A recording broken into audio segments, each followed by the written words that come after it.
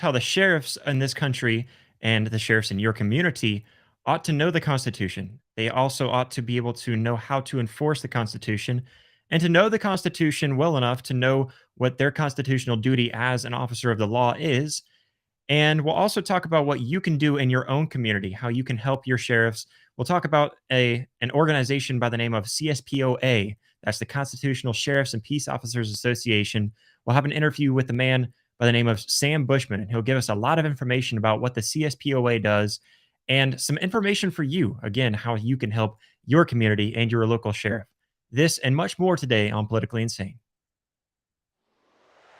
All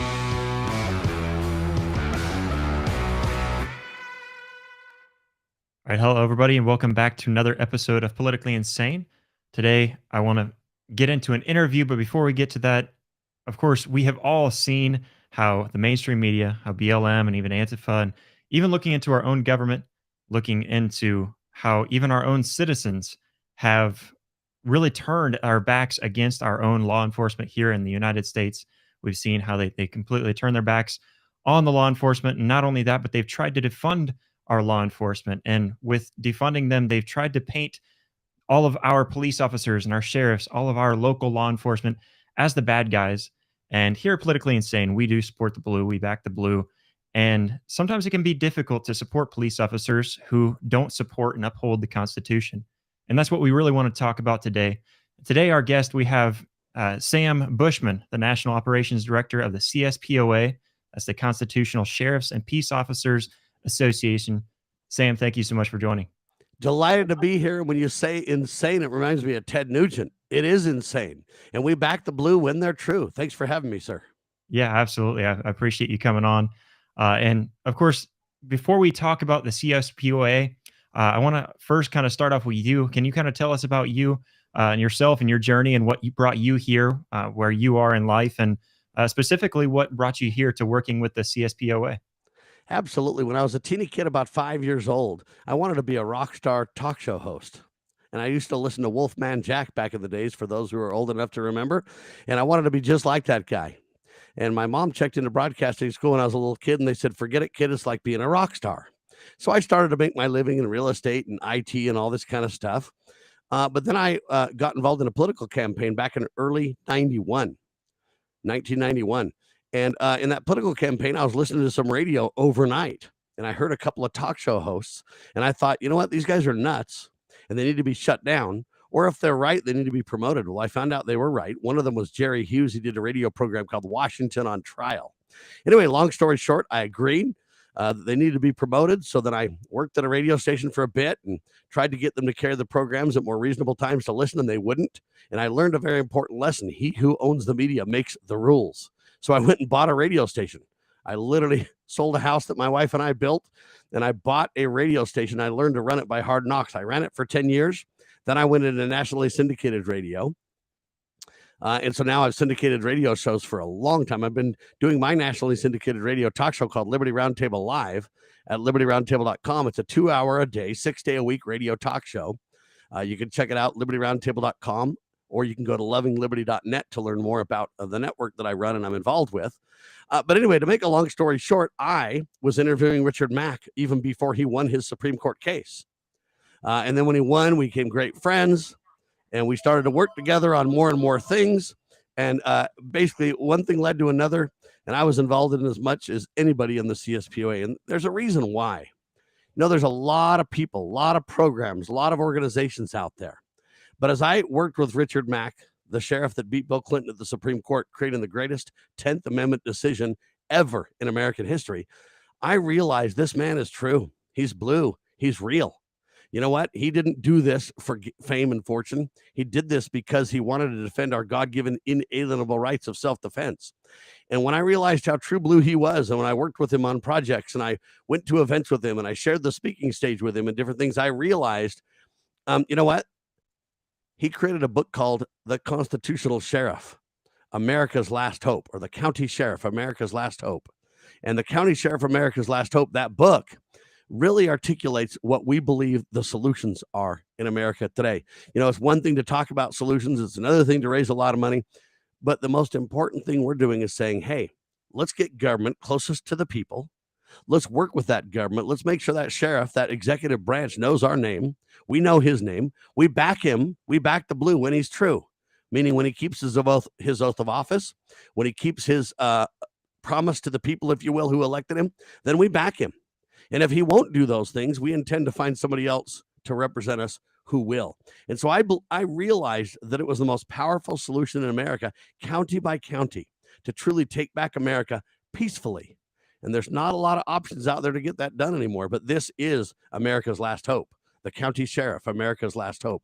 And so that's kind of my history. That's how I got involved with Sheriff Mack. And I've been around since the beginning of his organization, the CSPOA. That's the Constitutional Sheriffs and Peace Officers Association. I'm now the operations director and the media liaison, et cetera, of the organization. Yeah, it's an amazing story, especially kind of leading up to how you got to where you are, and even just meeting Sheriff Mack and kind of learning more about him, and then joining in with the CSPOA. And the CSPOA, I think, is something that a lot of people probably have not heard of. It's probably something that maybe some people, especially even my listeners, may not have heard much about it, maybe not even know who they are. So can you kind of tell us what the CSPOA does and what you guys do? Yeah, so the CSPOA, believe it or not, a lot of people believe it's an organization of sheriffs and law enforcement people and deputies and this kind of stuff. It's not. The CSPOA is a group of God-fearing Americans who believe in the rule of law and the checks and balances that made America great. And those people then have an organization, and the membership dues and the fees that we get and everything else, all the money goes towards training your local county sheriff and his deputies and law enforcement and virtually all public officials, training them about their oaths of office. You know what? Most of them took an oath, but they don't know what it means. They don't really know how to carry it out. And I'll give you some examples. How much do they know about the checks and balances that made America great? How much do they know about Sheriff Richard Mack's win over Bill Clinton at the Supreme Court, saying states and the general government have dual sovereignties and they have different areas of jurisdiction? And the federal government has no authority to demand the states or the local county personnel do the bidding of the federal government whatsoever. There's no law. There's no authority there, even though they want you to believe with the government overreach that there is. And so we train all kinds of public officials across the country. Last year in 2021, Sheriff Mack attended 72 physical training events. I was on radio and TV telling the tale of liberty, explaining to people it's about the oaths of office. It's about their duty. It's about the checks and balances. It's about due process for every American. See, whether the sheriff agrees or not with the federal government and the IRS or any of the other issues like that, you know what? Does the government have their papers in order? Have they given the citizen due process? Have they waited till court cases are complete and challenges are complete before they seize property or cause trouble? See, the sheriff has a duty, an obligation to stand up and say, not on my watch. You're not doing that to my citizen. I've sworn an oath to prevent that. Now, if you want to show me your papers, government or anybody else, if you want to show me you have your ducks in a row, we'll discuss it. But until then, you're gone. Come back when you're ready to obey the law. And that's what we're asking sheriffs all across the country to do. And we have dozens of examples of where sheriffs have literally done that successfully on behalf of their citizens. It's about America, the greatest country on the face of the earth. It's about we elected them. Now we need to train them and educate them about what their duty to us, we the people, their boss, really is. And so we back the blue when they're true. And we want to create a partnership between us and the local sheriff to where he has a citizenry he can rely on. And we have an elected official, an executive branch that answers to us. And so that's really what the CSPO is. It's a training organization. We train all over the country. And then it's a clearinghouse of materials, books, and educational materials to help you go approach your sheriff. If there's an election coming up, you know what? What do you do? How do you know how to vet the sheriff and find out which sheriff will really take care of business properly? We've got questionnaires that can help vet candidates. We have a CSPOA resolution that can tell you, hey, will your sheriff sign it? If he will, he's probably pretty constitutional. If he won't, you got some work to do. So there's a lot of solutions. Sheriff Mack's books are great educational tools. The County Sheriff, America's Last Hope, that's one of the books that I mentioned. Another one is called Are You a David? And Are You a David? That book really is kind of like the David and Goliath question. Are you willing to stand up even though the odds seem to be all against you? Are you willing to trust God and stand up? Sheriff, citizen, state senator, state congressman, county commissioner, whoever you are you willing to stand up for the sacred are you a David? And so we have books like that. Another book Sheriff Richard Mack wrote is called From My Cold Dead Fingers. You're not taking my guns away. And that relates to the fact that he stood up against Bill Clinton and beat the former president of the United States at the Supreme Court. See, the sheriff said, I'm not going to do the Brady bill. And Bill Clinton said, yes, you will, or I'll arrest you, Sheriff Richard Mack. Sheriff said, I don't think so. Well, the bottom line is nobody got arrested, but Sheriff Mack won and Bill Clinton lost. And that's what we're hanging our hat on, is these Supreme Court decisions, hanging our hat on these sheriffs that are standing up and making a difference for their citizenry. And we're the organization to back the county sheriff when he's doing his duty. That's who we are. Yeah. That's what we do. Yeah, and you're kind of you keep on bringing this up, and it's something that I think many people might not know this. But can you kind of explain what that is, that lawsuit? Because it's really fascinating, something that I learned. So Richard Sheriff Mack, he brought a lawsuit and was one of the first sheriffs to do one like it. Can you kind of explain that lawsuit a little more to us? Yeah, so it was in the mid 90s. And what happened is Bill Clinton said, hey, we're going to enact the Brady bill. And the Brady bill is named after Mr. Brady, who got shot and put in a wheelchair and everything else. And so they wanted to use the name Brady to advocate for the cause, to take away our guns and for gun control. And so Bill Clinton came to all the sheriffs in the country, 3,081 sheriffs approximately, just over 3,000, and said, you know what, you're going to carry out this Brady bill. We're going to carry out this gun control measure. And most of the sheriffs complained, but they all caved, except for a few. But Sheriff Mack was the first one to stand up and say, no, I'm not doing that. And Bill Clinton literally said, yes, you will, Sheriff, or I'll arrest you. And Sheriff Mack said, I don't think so. Well, they went all of the way to the Supreme Court. A few other sheriffs jumped on board after a while. But the bottom line is Sheriff Mack was the key player to render that decision in the favor of we the people, or I should say their elected representative, the county sheriff, and reining in the overreach of the federal government. Bill Clinton got shut down that day. And it was very clear in the decision written by former Justice Antonin Scalia to document exactly the dual sovereignty of the American unique form of government, the checks and balances that do protect we the people. And so Scalia basically said to Sheriff Mack, you are not able to obey the federal government and keep your oath of office. Thus, you're in a quandary. You have every obligation to keep your oath and to not carry out unfunded, unauthorized mandates from the general government. So it was an incredible decision that we're referring to.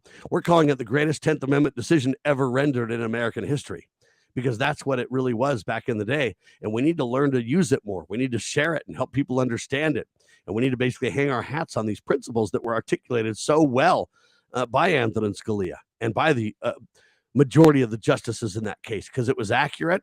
It was spot on, and it can really help us understand today when we see the incredible overreach by the general government and even by the states to some degree that we're seeing now. It's time to roll them back with the supreme law of the land. The whole purpose of the supreme law of the land and your given state's constitution is to chain down those bureaucrats so they don't gain too much power. Yeah, absolutely. And I mean, if there's not anything more that people can support in the CSPOA, at least that, just that Sheriff Mack and all that he's done and how he stood up, even to, like you said, even to, as high as the president of the United States, and taking all of that into Supreme Court. That's an amazing thing to stand behind and to support. I think that's an amazing story. When I learned that about Sheriff Mack, it definitely caused me to have a lot more respect for a man that I never have met yet, but I sure hope to meet him soon one day. Well, we'll make that happen. I also want to say, though, Sheriff Richard Mack stood up, and it was heroic. I agree with you. And that's why I joined the CSPOA as not only a member, a lifetime member, but a leader involved in the organization, because I believe there are few peaceful solutions that we have. And I believe this is one of them. So I used to have a policy as a talk show host to not join any organization, because I'm like, you know what? I just need to remain neutral. I don't need to join. And but you know what? When the CSPOA came along, I changed my mind, and that's why I'm so active and involved in the carrying out of this incredible, I call it a sacred mission, because of the solutions on the table. They're peaceful. They work with the proper role of limited government. They back the blue when they're true, but you know what? We will rout out anybody who's not true in law enforcement as well, just as fast as the next guy. There are bad apples. There are people who don't believe in the checks and balances, who don't believe in due process of law, who don't believe in the principles that we do. And we aim to peacefully replace them with those who do. Yeah, yeah, absolutely, and that's an amazing thing, and I'm really excited to have learned about the CSPOA and all that you guys do. And one of the things I think you've even mentioned here just recently is one of the things you guys do is to help citizens learn what they can do. So can you kind of help us understand what it is that we as citizens can do to learn if our local sheriffs are constitutional or not? Well, I think it's very simple. First off, do you know your sheriff's name? And that's not a question for you specifically to answer. It's a general question for the listeners to think about. Do you know your sheriff's name? Next question, does your sheriff know your name? If not, we got a problem. You need to become friends with your sheriff before you can influence them. Remember, if I just walk in and tell you you're a jerk and you're unconstitutional, shape it up or I'm shipping you out, that's not going to go over very well, especially not to a lawman like a sheriff, right? But if I come in and I learn the sheriff's name and I say, you know what, Sheriff, we really do care about you, Sheriff Josh, Sheriff Mueller. We do care about you. We want to truly, get to know you. And we want you to know that you have our support. If you need search and rescue, if you need a posse, if you ever need anything, we've got your back, sir. But what we expect in return for that unwavering support is we expect true in the blue. We expect you, sir, to keep your oath of office. We expect you to make sure that our rights are never trampled by anybody, not even government. I don't care if they seem bigger and badder and they're in Washington, D.C., or they're the governor. We're supposed to, in the Constitution, when we swear an oath, protect the citizenry from enemies, foreign and domestic. And so that means that, Sheriff, I expect you to make sure that we all have due process. That, when we want you to meet with our group, that you'll meet with us, that you'll speak with us, that we can work together. And then as citizens, going about this in a way that says, I want to learn to win friends and influence people, to borrow the name of a book, right? We want to peacefully do this. We want to get to know you. We want to build a relationship of trust. So if I know my sheriff well enough, and I say my sheriff is Sheriff Mueller, and the federal government comes to Sheriff Mueller and says, hey, man, you know what? We need to get Sam. We need to kick his door in. There's something wrong with Sam. I want Sheriff Mueller to be able to go, are you out of your mind? I know Sam so well. Why don't I just call him and have him meet me at McDonald's? We can just sit down and talk for a second. Come on, don't go crazy. You're not doing that in my county. That's not happening. Okay, now, is there a legitimate issue you have, so-and-so? If so, show me your documents, deliver, and I'll see if you have everything in order, and we'll discuss it properly. We'll use coordination. We'll discuss this. And so it's about relationships, and then it's about learning the law of the land. And we have, again, the materials at the CSPOA, CSPOA.org that can help. Listening to radio programs like this so you develop your constitutional sea legs is what I like to call them. You know what? And then slowly but surely, you don't learn this stuff overnight. Remember, we've all been in government schools and indoctrinated by the establishment and the government for so long. You got to unlearn so that you can learn these simple principles about checks and balances, not only vertically, but horizontally, about due process of law, about the oath of office, about who works for who. See, the federal government isn't in charge of everyone. That's a lie they perpetrated on us. The fact is the states created the federal or the general government, right? Well, then how can the creation be greater than the creator? They're trying to have the tail wag the dog. It's a simple education make a big difference. And it takes a little bit to learn, though. You don't learn it overnight. But the principles to liberty are easy to understand if you spend the time, easy to learn if you surround yourself with fellow patriots and listen to radio and TV, watch TV talk shows and things like this that'll educate you about these things. All you got to do is surround yourself, whatever they tell you want to do. If you want to be rich, hang around rich people. If you want to be smart, hang around super smart people. If you want to learn about liberty, hang around liberty-minded people. And it's that simple, Josh. Yeah, yeah, and one of the things you mentioned there that I think is a really good point, not just knowing your sheriff's name, because I think that's easy. Any of us have a search engine that we can look up and probably find our local sheriff. But I bet you 9 out of 10 Americans or more don't know. Yeah, yeah, true. But the fact that getting them to know you, I think that's something that I hadn't even thought of myself. Making sure that they know who you are, and how much more comfortable would it be for a sheriff to be able to know that he's got citizens who are actually wanting to get to know him and want to look out for his best interest as well as the overall those who he's looking over as well. So I think that's one point that I think I wouldn't have even thought of. So I'm glad you brought that up because that's just something that I personally had not thought of as your sheriff, not only you knowing his name, but him knowing yours as well, because he's Well, not think going about to. it. What if some enemy came and the sheriff's like, no, no, no, hold on, I'll just call Sam. Yeah, I'll yeah, just call absolutely. Josh. I know Josh. Come on now. Okay, that's what we need happening. Because what we've got right now is nobody knows anybody, and so they're left with speculation. They're left with, well, who's this guy? Is he a bad guy, a good guy? Does he, believe the same way? Well, I had a constitutional sheriff a couple of years ago. Great guy. I went to lunch with him several times. Wonderful gentleman. You know what? We had a great relationship. Now I have a county sheriff that I don't even believe is constitutional. I want to replace him. However, I'm telling you right now, he knows my name. And I'm telling you right now, he knows that I'm not his enemy. I might disagree with him, and I might want somebody else who I believe will do a more stellar job when it comes to fidelity to the supreme law of the land. But this guy knows me. And he knows that I'm not going to do anything crazy. He knows that he can call me or knock on my door. He doesn't need to break my door down. That's not going to happen because he knows it's not necessary. And that's what we're trying to achieve. There used to be an old term called community policing, which meant that the cops would get out and mingle with the public and walk the streets and do things to build relationships of trust. We've lost that. We got Yeah, to bring it back, sir. yeah, absolutely. And it really is a great point that you make. Just simply knowing their name and making sure that they can know you as well. And the more that they can know in their community, it like you mentioned, it's going to be much easier for them to do their job because they don't have to sit there and think about speculation and all that. Yeah, absolutely, something that again I just wouldn't have thought of. But a very good point.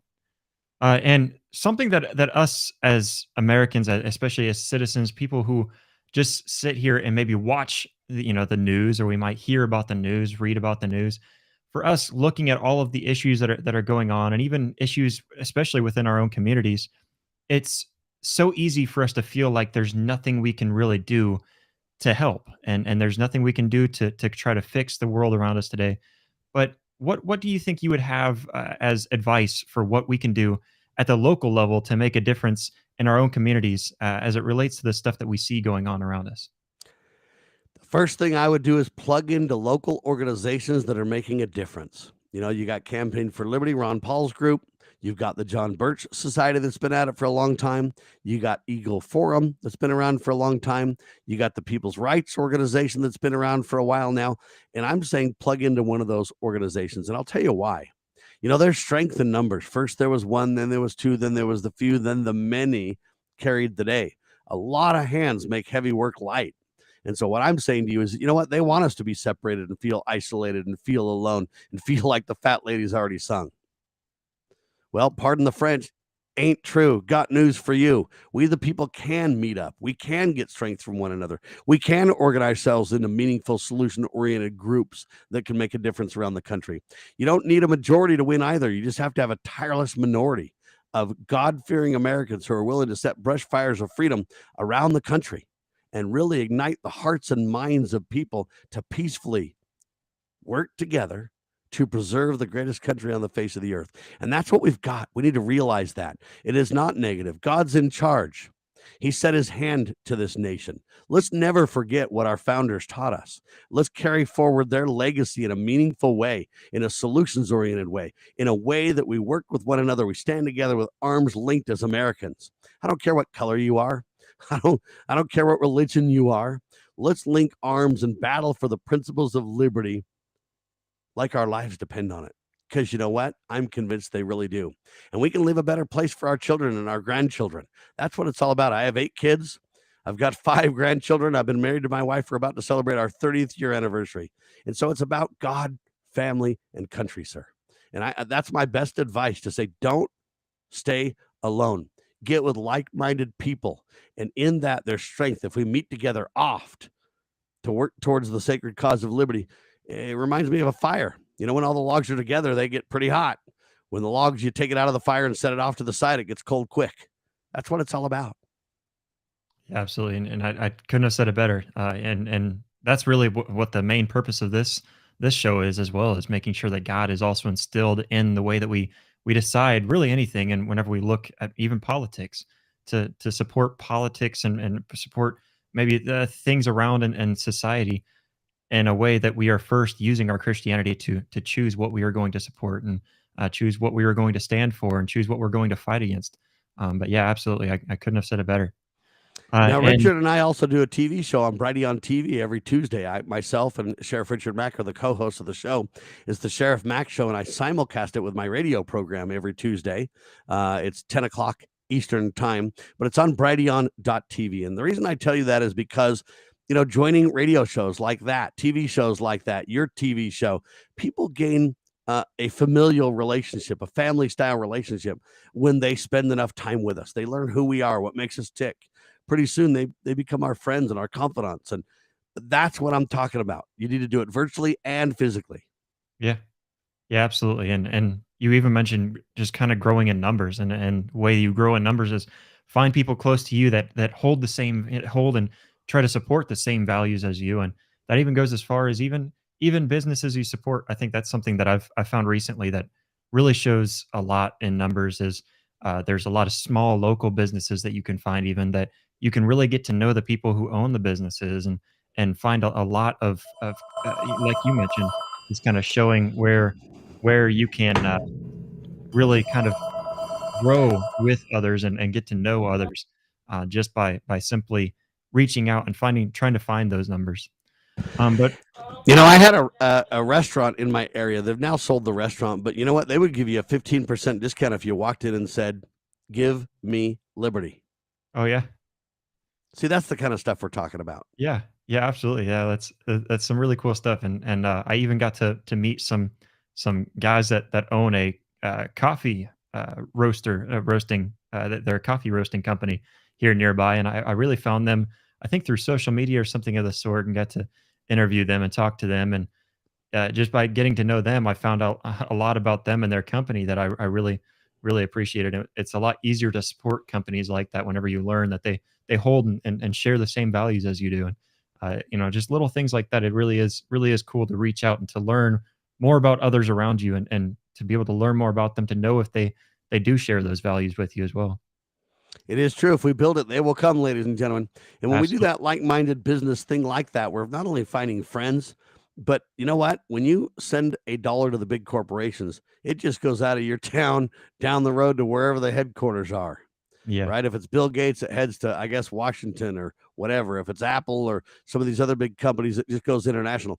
When you spend money with your local business, the money gets passed around and around and around. And that dollar spends so many times. That's where wealth comes from. Yeah. Yeah, absolutely. Yeah, and something that we're seeing here, I feel like it seems like it's growing a lot more recently, especially with all the extra mandates. But we're seeing where some areas, even in the U.S., where law enforcement is forcing mandates, they're forcing all kinds of things that we, as the people, we find to be unconstitutional. But maybe we're wrong. So, can you help us in finding where we're wrong exactly? And what do you find in the Constitution that would allow sheriffs or local law enforcement to force things such as masking mandates, vax mandates, or even certain gun restrictions to law abiding citizens? All right. Remember, when the government is afraid of the people, we have liberty. When the people are afraid of the government, we have tyranny. Now, let's put that axiom, if you will, into practice. So, before the United States existed, we had what? The Articles of Confederation, which we got rid of. Before that, we had what? King George, whom we got rid of. So before government existed, the Declaration of Independence clearly articulates that government derives its just power from the consent of the governed. Well, the governed are we the people. So if government derives its power from us and we give them power based on our consent, here's what we did. We said, let's create a contract. And hey, federal government, we're going to call you the general government. We're going to give you very limited scope of things you can do. It's called the supreme law of the land, the Constitution. And here's a list of what you can do. And you know what? I'm afraid you're going to get so powerful, even with this little scope of things we're giving you to do. So I'm going to break it into 3 different branches so y'all don't get too cocky.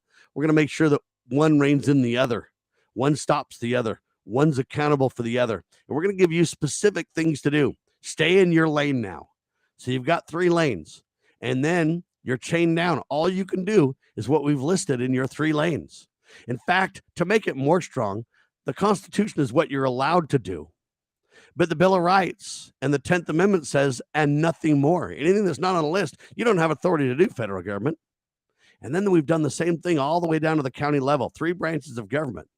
Then we've said there's also a breach between the general government, which with its limited guidelines of things that it can do, and then with the states and the people respectively with their broad authority. So we, the people, got together before government ever existed and created the government, the different levels of government, and gave them different spheres, different sovereignties, different jurisdictions. And we've divided that power on purpose to act as a check and balance. So I got to ask you, if we are the creator and they're the creation, is the creation greater than the creator? Can the tail wag the dog? I think not. And so I tell you this little anecdotal story to highlight that, you know what? When these guys are pushing towards tyranny, you got to look at your state constitution or your general constitution, and you got to say, is that authority they've been given? So let's take mask mandates, for instance. Where does that authority come from? We haven't given it to them. Remember, government derives its just powers from the consent of the governed. Well, if we haven't given consent in those documents, it doesn't exist. We have not given it to them. Therefore, if they take consent without authority, they're the ones breaking the law, sir. So understand this principle. Everything flows downhill. We're the boss. They're the elected servants. They need to start obeying the contract or they need to be fired. And so I say to you that whether it's mask mandates, whether it's vaccination mandates, whatever it be, I don't see authority in either constitution, either my state and or the general constitution, for them to do that. You say, well, Sam, what if a legislative body passes it? Then can they? Not necessarily. Is it within the list that we've given them? See, they don't have operation power to be gods just because we say they can be the legislative body. They have limits. They have checks and balances. And if it's not in their list of authorized things they can do, then they simply cannot do it. Not if we're going to obey the law, they can't. And so I would answer that way, sir. Yeah, absolutely. And I think you put that very, very well into perspective as well, just how we can view these things. And of course, when we start to see this, like I mentioned before, it becomes very difficult when you see law enforcement, especially our local sheriffs, even kind of giving into this power. But of course, we can support guys like yourself and organizations like the CSPOA to try to fight back against that. And the And I think that's great. CSPOA's job, CSPOA.org, is to help them not give in to that unjust abuse, right? Yeah, yeah, absolutely. And it's great to know that that an organization like the CSPOA is out there to to try to help those sheriffs and other law enforcement, to help them so that they aren't giving into those pressures, and thinking that the overall that the higher up government can really try to tell them that they have to give into that, and to understand what the Constitution is and to understand how to uphold that. I think that's very important. It's very, very good thing to have people like the CSPOA to try to help them in that journey. It's kind of an interesting battle. Who has more authority? Your local county sheriff or the president of the United States of America? Who has Yeah. more authority? Now, the average Joe would tell you the president does. Of course, Sam, don't you understand? No, that's a lie. The government that governs closest to the people should have the most authority. In fact, they do, because we created the states before we created the general government, right? Yeah. Well, then the states have more power than the federal government. If we created the states, we have more power than they all, right? And if that's not true, then my question is, why do we even have states? Why do we even have counties? Why don't we just have, say, Joe Biden, the king, just send out his minions to dictate to the puppet entities downstream? Why do we even have states and state legislative bodies and governors, which are the executors of states, and state judicial groups and county DAs and stuff like that? Why do we have all those people? It isn't because we're just having fun. It isn't to make us feel good. It's because we understand the proper role of government, and it starts at your local level. And then it gets smaller and smaller the further away from the people that it gets. And the logic was by the founding fathers, we're going to have the general government only do the things which the states cannot do themselves, things that relate to coordination, things that put states on equal footing, things that relate to international affairs where we need to have a united front. Those are the limited things the general government was intended to do. It was never intended to be this massive behemoth in our everyday lives. That was never intended by the founders. Heaven help us, they'd be turning over in their graves. And so it's important to understand who we are. We have godly heritage, sir. And we have a government that derives its just power from we, the people, the consent of the governed. Let's make sure they take nothing more than their just power. And let's make sure they execute it with fidelity. Yeah, absolutely. And it's very important for people to understand that, to know that they have power within their local communities to really have more power than even, like you mentioned, the federal government even. Looking at your states, and as you get outside of your own local government, like you mentioned, there's less and less power that can really be held upon you. For example, one city can hold some sort of mandate that we've seen it recently. They can hold some sort of mandate that maybe other cities in that same state wouldn't hold, even though that the state might advise for certain cities to hold those mandates. Not every city has to partake in that. Not every city is going to kind of hold those same authorities. And it's very important for us to realize that and to recognize that our local government has more authority over our day-to-day lives than, even like you mentioned, even the president of the United States, which we would think would have the highest authority in our day-to-day lives. But that's incredibly important for us to understand. It's also informative to consider this idea, and that is this. Even if a city does make abusive laws, let the cities compete with one another for residents. Let the counties compete for one another and the states for residents. If a state's too tax abusive, let people flee New York and go to Florida. Let people go to the Rocky Mountains. Let people vote with their feet. Elon Musk moved his business from California to Texas because he said, you know what? California is just too out of control. I'm out. Yeah. You know what? That's exactly the message those Californians in bureaucrat level status need to hear. We're gone. Run it by yourself with nobody here because we're not doing it. And so the power of competition is incredible in America, and we need to use that to our advantage as well. Yeah, absolutely. And yeah, just all of this and understanding. I think you've helped us a lot to understand, especially for my listeners who may not know, to help and understand how we can make a difference, how what we can do, and also one thing that I definitely pulled out of it even is just how much a relationship with our local sheriffs can really benefit both us and our local sheriffs and our communities as a whole.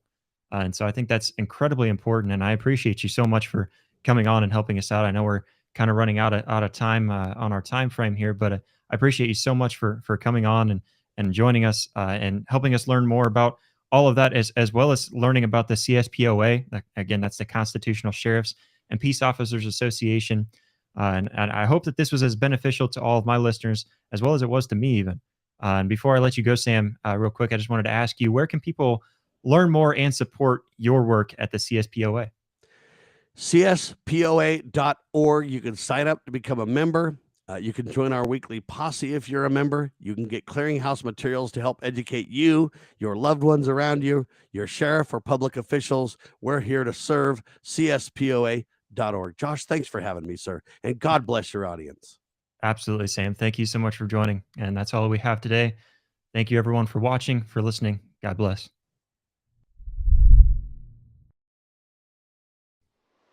Oh, hey there. You're still here. Okay, well, if you made it this far, you might as well just go ahead and hit that share button. Go ahead and share this episode on social media with your friends, your family, whomever you think wants to hear this episode. Just go ahead and share it. It's a great way to help us. You can also help support Politically Insane by going over to Apple Podcast or Spotify and giving us a 5-star rating. It's a great way to get us up towards the top of the charts. And you can go over to politicallyinsane.us/shop, and you can find all of our merchandise in the store there. Go check it out. We've got a lot of cool things, lots of tumblers and mugs and t-shirts, and it will be constantly growing. So you can support us there and also rep Politically Insane. Make sure to follow us on Facebook and Twitter for all of our updates, and go ahead and subscribe. Subscribe to our YouTube channel, Rumble channel, wherever it is that you are watching right now. Or if you're just listening, do whatever it is that you're supposed to do on podcast platforms. Anyways, we thank you so much for watching, for listening, for supporting Politically Insane.